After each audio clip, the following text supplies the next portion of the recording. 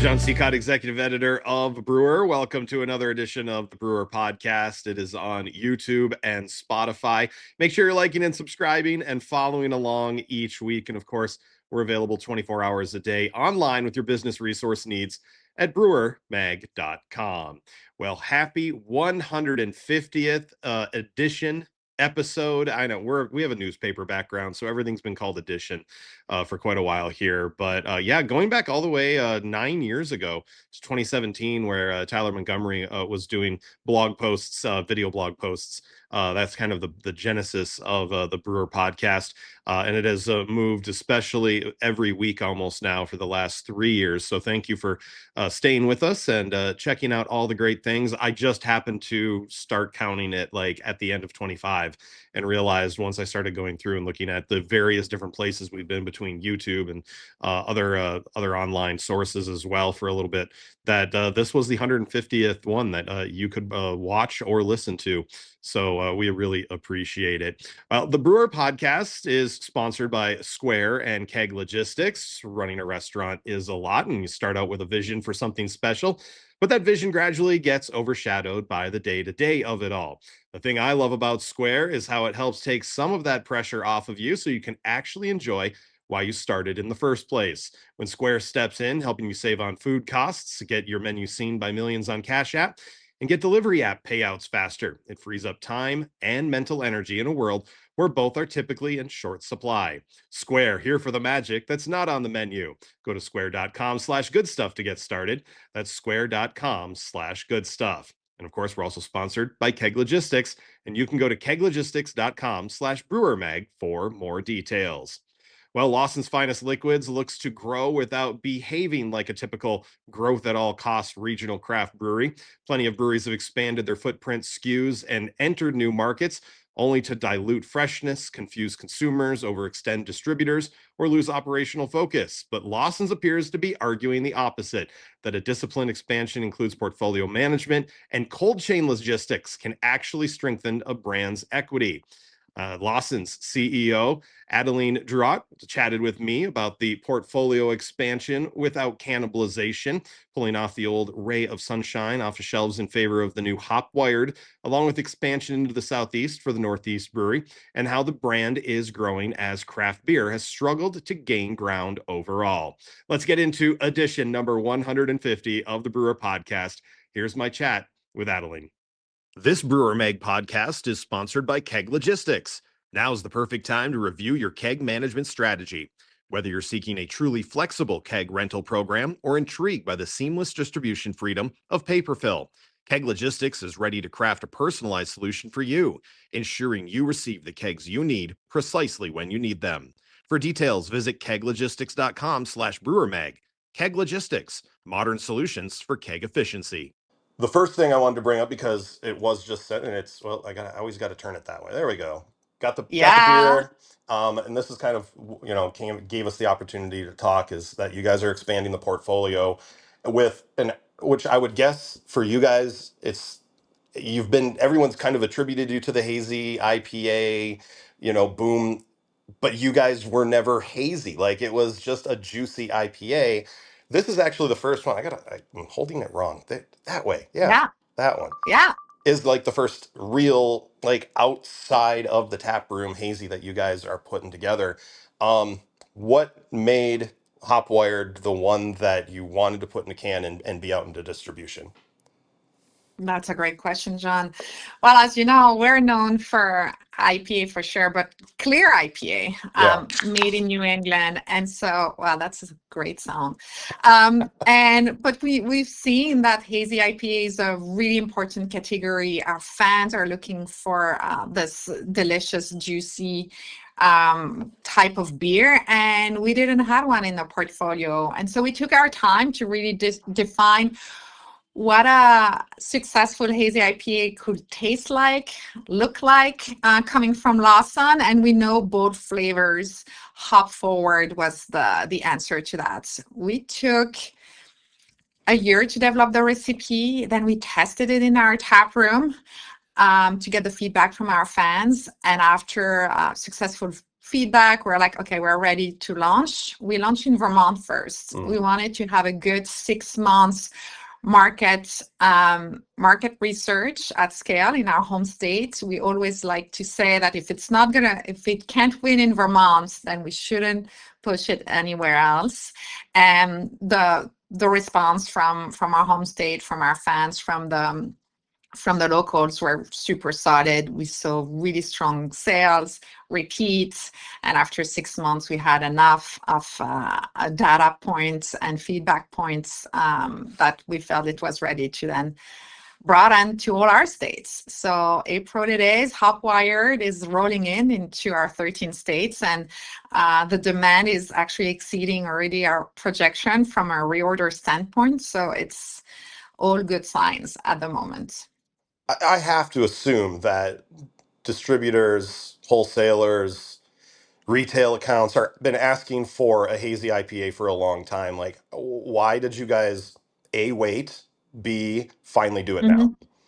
Yes, we launched a Hazy IPA a couple years ago, and called Hazy Ray, and it did okay until it wasn't. And we made the decision that if it's not going to be a top performer, we need to go back to the drawing board. So we pulled that brand out of the market actually last year, and then took the time to really learn from why it was not performing to our level of expectation. And it started with the liquid. We really learned that our fans are looking for bold flavors, juicy, citrusy, a very crisp, clean taste, and that mouthfeel that you're experiencing right now, which is very rich, cloud-like.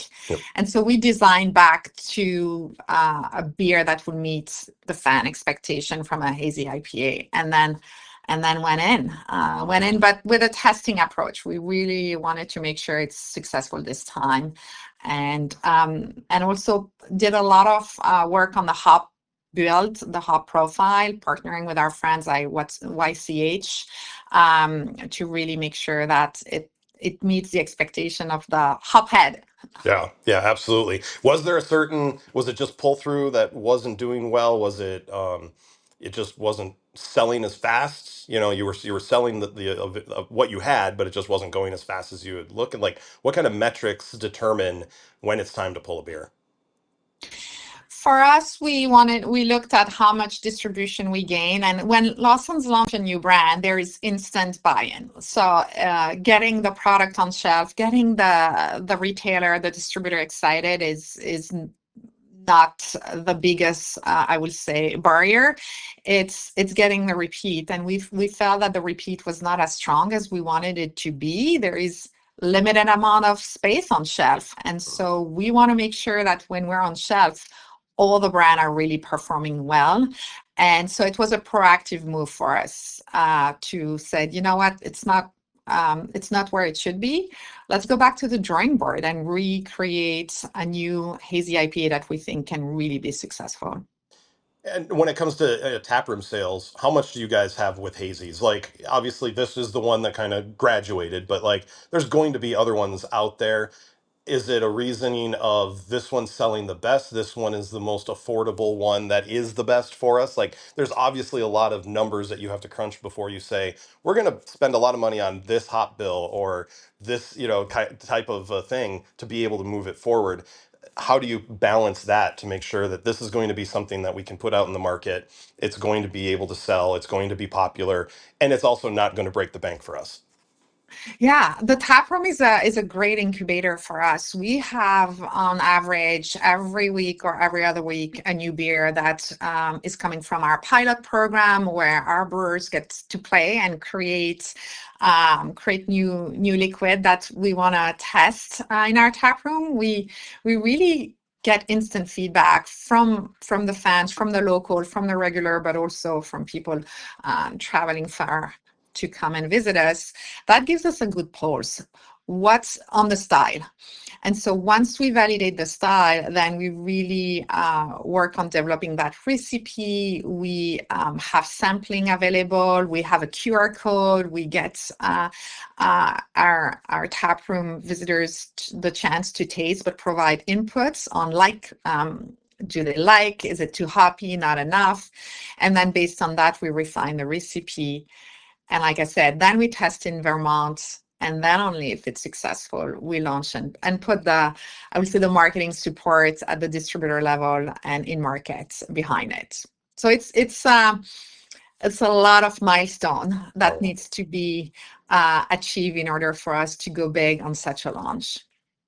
Did you see when you guys did launch Ray of Sunshine that there was any drop in Sip of Sunshine or Little Sip when it came to cannibalization of your own portfolio? Or did you guys just see that people might have been grabbing a 4-pack of this along with that, original 4-pack of Sip of Sunshine? Like, how did you see, or did you have a wariness of it that people were going to kind of maneuver from one to the other? And did you see any cannibalization? And that's what probably didn't, because you guys are doing it again.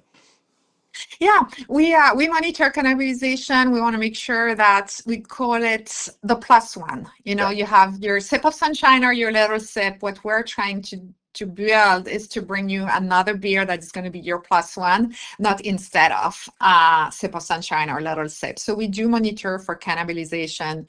And that's why what we build is additive to the beer style. We already are known for clear, hoppy, citra build IPAs. We want to make sure that the new innovation we bring forwards are a plus one, or either a new occasion or beer style. And Hazy IPA is really serves that plus one. Oh, absolutely. And it tastes delicious. I'm enjoying it.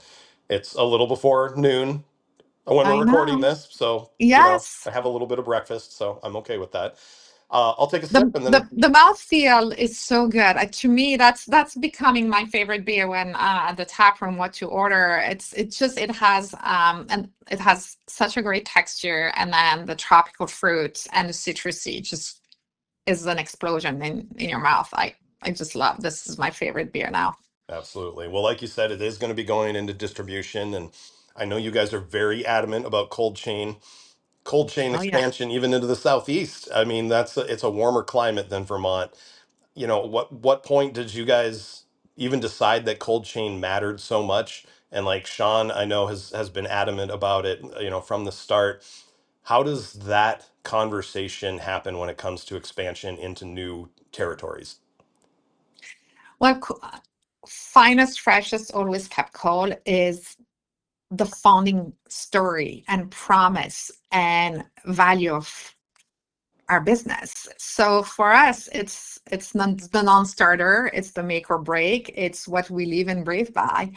And it always been part, like that's how Sean wanted to start brewing, and his almost brewing philosophy that the beer always must be kept cold and to protect the quality and the integrity of the flavor profile, and always fresh. Like our IPAs are 90-day shelf life. Mhm. So it's as we scale, that is how we have to navigate that promise can create some challenges, but it's also our opportunity because it's the differentiator for us. And so it requires us to make beer on demand. So we're not able to, build a large amount of inventory pre-season or stack it high. We really brew to demand. We have a very tight delivery dates and schedule to bring the beer to market to our distributor and then to the retailer. So it's a high stake logistic and planning mapping, but we have an incredible team here at the brewery that are mastering this challenge and turning that again into an opportunity, because this is what Lawson's does really, really well. Does it, and like you said, it's definitely a non-starter for places that can't do it. Yeah. Do you now, like, do they know that? Or do they sometimes ask you guys and you're like, this is rule number one? and they either have to love it or leave it, right? Yeah, I mean, when we build new relationship with distributors, such as in the Southeast, we go with distributor that have a proven track record of not only delivering on cold supply chain, but really believing in it, that it's support beers of the highest quality, and there is value into that. And so yeah, it's a non-starter. If we have a conversation with a distributor that said, no, we don't have cold supply chain network or infrastructure, it's like, well, we can't do business together. And that's an easy conversation. It's on the can. It's part of our founding story. So we spend a lot of time making sure not only our distributor have the infrastructure to support the cold supply chain promise, but also have the training, and their staff are trained into why it matters, the impact on the beer quality. And we also have a really strong audit system to make sure that as we expand and add on distributor, that we also have some strong oversight into how we live up to that promise together. Do you see it a little, is it become easier? Do you still see challenges running into talking to new possible partners, that it's a non-doable thing, or has it become easier kind of as your message has gotten out there and other craft breweries that, follow that type of edict? I wouldn't say it's becoming easier, because Sure. from a distributor standpoint, it's a lot of commitment Mhm. for infrastructure, for practices where the beer is picked and then the pallets got to go back into the fridge. So it creates more complexity. Mhm. But again, now we are at a point where the brand has enough scale that it's worth to the distributor to go through that complexity, because Lawson's is a reliable brand that has growth runway, that is a premium brand that brings a higher margin for them. So I think we're at a point where now we can have those conversations, and we can build partnership upon that. Are there any hidden costs that you guys have seen by moving into the Southeast, something that was unexpected? It is a warmer area, and you guys are moving into the, from spring into summer, where you do see things like that. And obviously, there's going to be problems. There's going to be, failures of electricity or things like that that you can't exactly Mhm. fault. But like, is there things that you guys have already either seen or planned for that might be a little different than working with a retailer in Massachusetts or somewhere in the Northeast? For sure. Yeah. I mean, when you send beer from Vermont to Boston, if there is not enough beer in the truck, you can quickly put more back into the route and serve that market.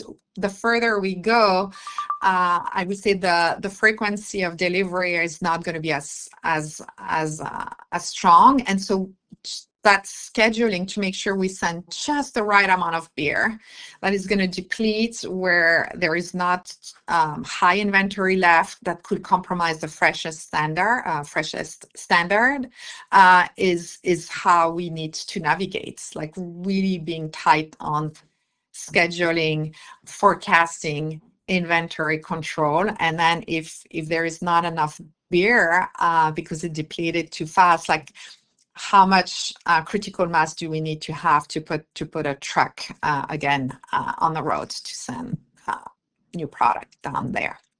So I think a lot of breweries, especially smaller ones, and I'm sure there's studies out there that'll say you can't tell the difference. It's not that big of a deal. You guys are, going overboard on this.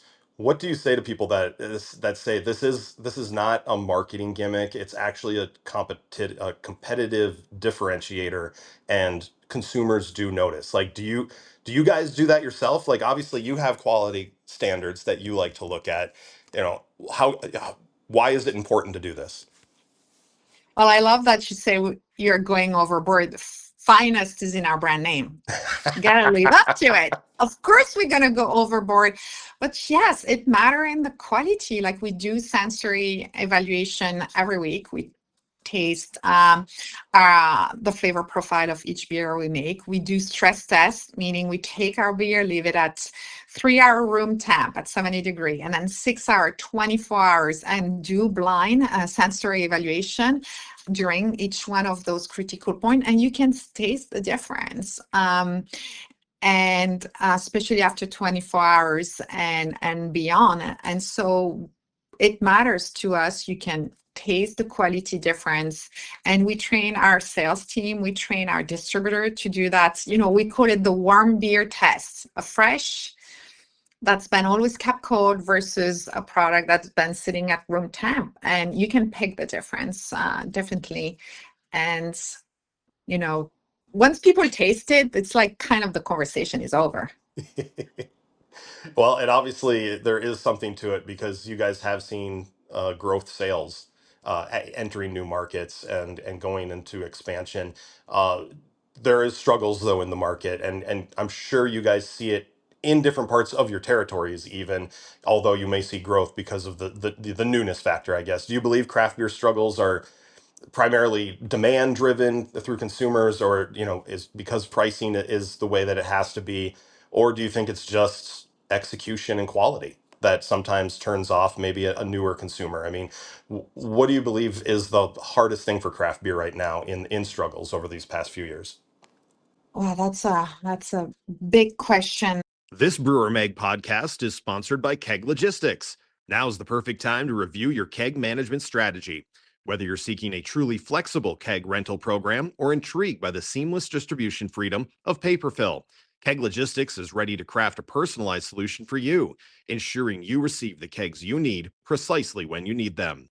For details, visit keglogistics.com/brewermag. Keg Logistics, modern solutions for keg efficiency. Running a restaurant is a lot. You start out with a vision for something special, but that vision gradually gets overshadowed by the day-to-day of it all. Now, the thing that I love about Square is how it helps take some of that pressure off of you so you can actually enjoy why you started in the first place. When Square steps in, helping you save on food costs, get your menu seen by millions on Cash App, and get delivery app payouts faster, it frees up time and mental energy in a world where both are typically in short supply. Square, here for the magic that's not on the menu. Go to square.com/goodstuff to get started. That's square.com/goodstuff. Well, that's a big question. I think it's made of different factor. It's made of the success Yeah. that the industry had for a decade, if not more, and now it has become mature. And it's like, how do we reinvent ourselves? At the same time, consumer preferences are changing, and we need to adapt to it. So going back to the fundamentals, it's like having outstanding quality beer. I think it's a non-starter, an authentic story to tell that can resonate with a consumer, that is yours and unique to you. I think it's very, very important. And craft beer has been part of, I would say, the cultural fabric of most of the country. It's here to stay. There is a lot of bright spot, as Bart mentioned during his state of the industry, and now we need to lean into that. I think he had a great framework where he said it, the past kind of 2 decades, it was the rise, then the reckoning, and now we're entering in the phase of reinvention. Yeah. And I love that for us. And so it pushed us to think differently. It's like what got us to where we're at is not fully going to take us where we need to be. And how do we need to think differently? And how do we go back and double down into what we do really well? Yeah. And not get too distracted. And for you guys, there is reinvention. I mean, I'm holding one of them. It was something that was new. It's a new innovation in the consumer's mind. You guys, obviously, if you've never been to a Lawson's Finest tap room, you're not going to know this. You just know it for Sip of Sunshine. They know you Yeah. as something. You guys have developed that as well, though. But how have you guys adapted your strategies when it comes to going out and being more in the public? outside of just being a Northeast brewery. And there's going to be a lot of competition out there, but you guys hold that name brand a little bit. Can you use that while you're reinventing yourself and being able to introduce people to even newer stuff that is outside of what people might know as the Sip of Sunshine Brewery? Right, Super Sunshine brand. Yes. So for us, it's important to stick to our knitting. We're a 90% IPA brand. Yeah. And we need to focus on core markets, core consumer with core beer. There's still a lot of runway with that strategy and that market penetration, and that's going to keep us healthy and strong.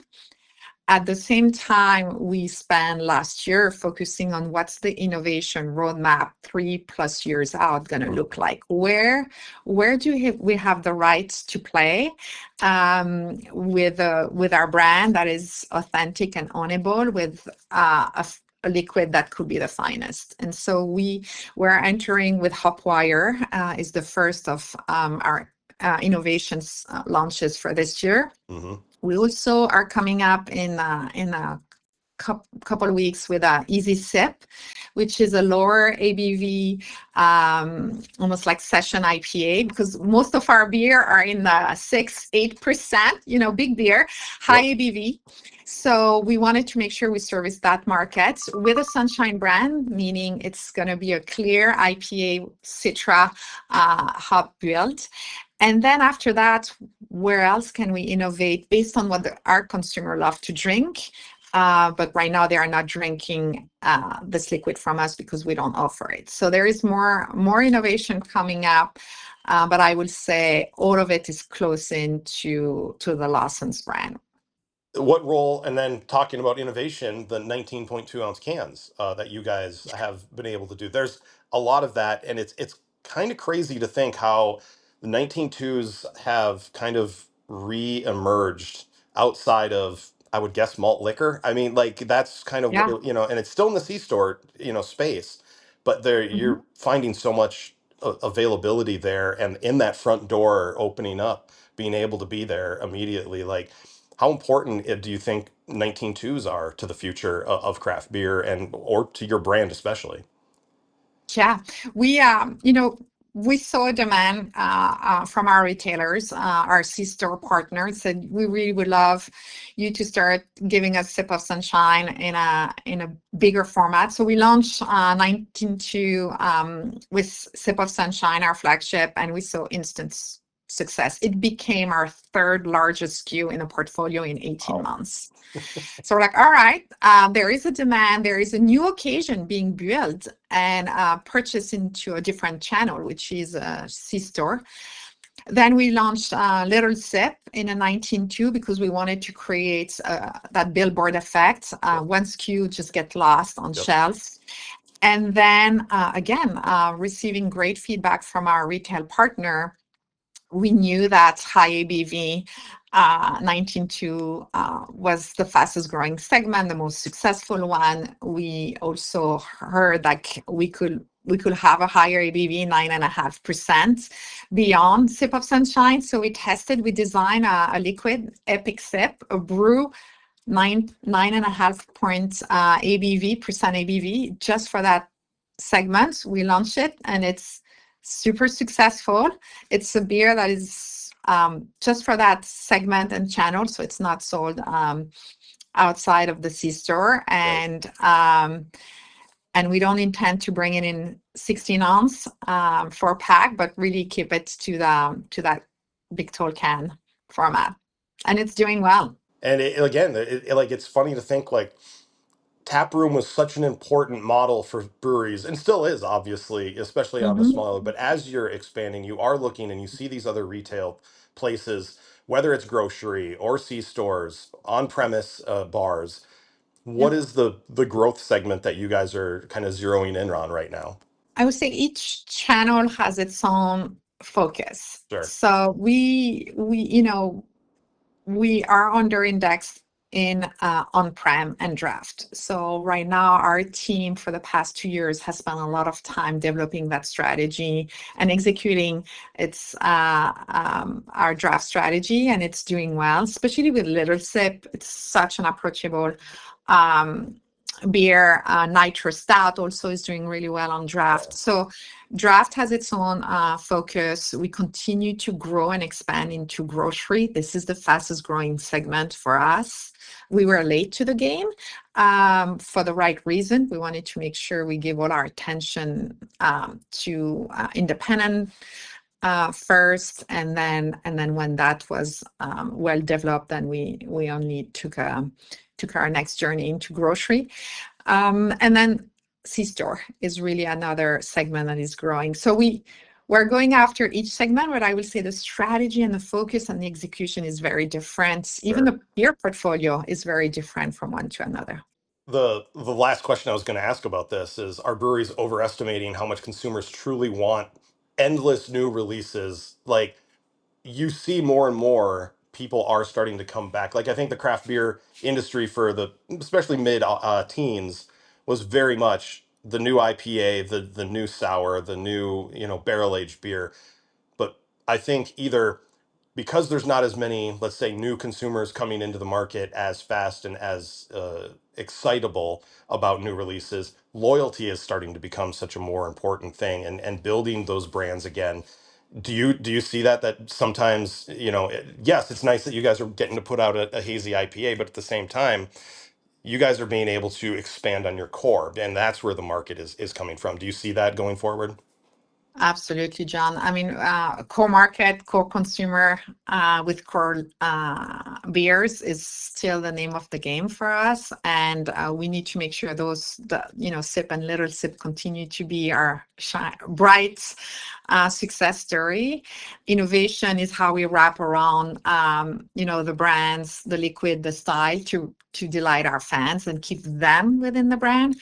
But our limited release, we have pared down the schedule, the numbers of release, because we are listening to our partners, our distributor, our retailers said we don't have as much space on shelf.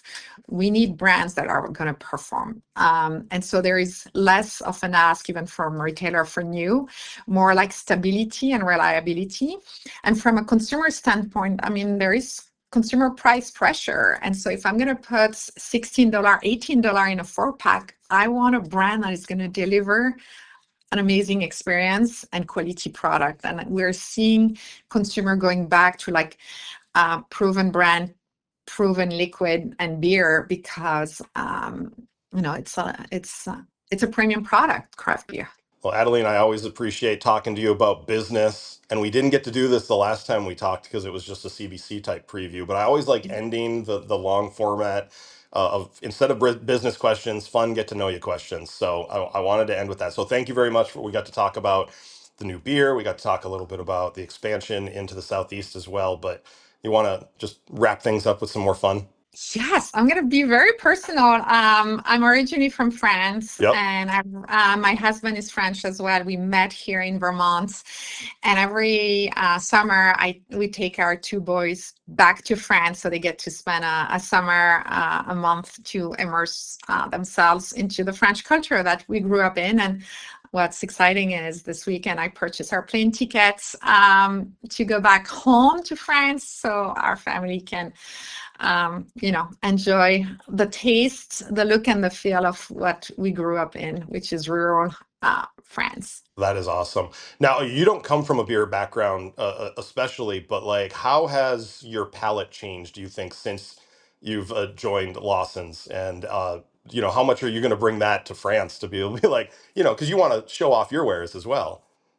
Yes, so I come from a dairy background and cheese science background. So my flavor profile, my palate was very sensitive to bitterness in cheese, which is a defect. And so coming into beer, we're like hops and citra, and bitterness is all over the spectrum. I had some time to readjust and really learn to appreciate what bitterness can bring to beer. When I go back to France, I love now trying all different kind of beer style. I would say HIPA, which is French for IPA, Okay. have some work to do. I think they could learn from some of our best brewer here in the country on how to make HIPAA the way it should be. Well, it sounds like, that could be a great collaboration slash work tour for some of your brewers. Get them, There you go. show them around and meet some of this stuff. I think that'd be really cool. Well, I got a couple of questions I always like to ask, and I have out of a bag Mhm. of, you should see how long this email is, and I just go through and grab a few. What's a completely normal adult task you still feel wildly unqualified to do? Yeah. First of all, ride on my bike beyond 20 miles. I hate biking. But I have two boys, and they're like, they have a lot of energy to burn. So 20 miles, is an appetizer for them. But I should be better at biking. I just don't like it. Let's look a little the internal works of Lawson's Finest. If your coworkers turned one of your habits at work into a drinking game, what would people be taking sips of beer or shots for? Well, I don't know if it's a drinking game, but I have received an award from our team, which is the Formula One award. I like to move fast. Get it done right, and get it done now. Get it done right. Let's move on. Awesome. Well, let's kind of wrap it up with the brewery and what you've kind of learned to love. And you kind of talked a little bit about this, but what beer in the Lawson's portfolio do you wish that people loved even more?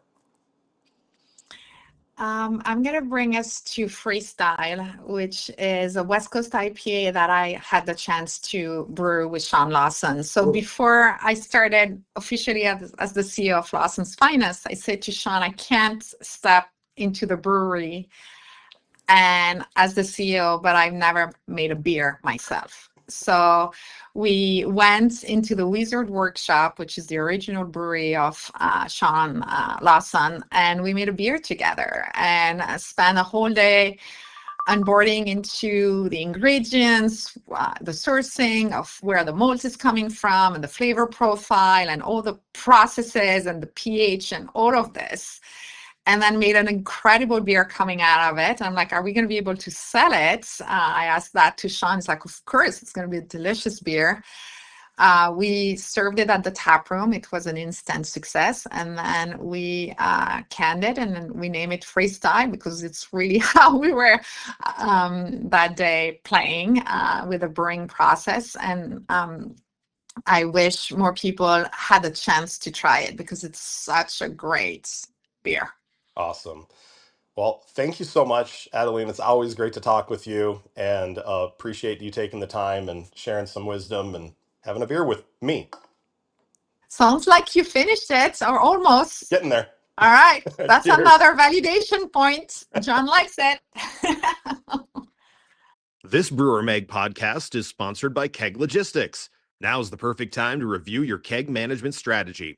Whether you're seeking a truly flexible keg rental program or intrigued by the seamless distribution freedom of paper fill, Keg Logistics is ready to craft a personalized solution for you, ensuring you receive the kegs you need precisely when you need them.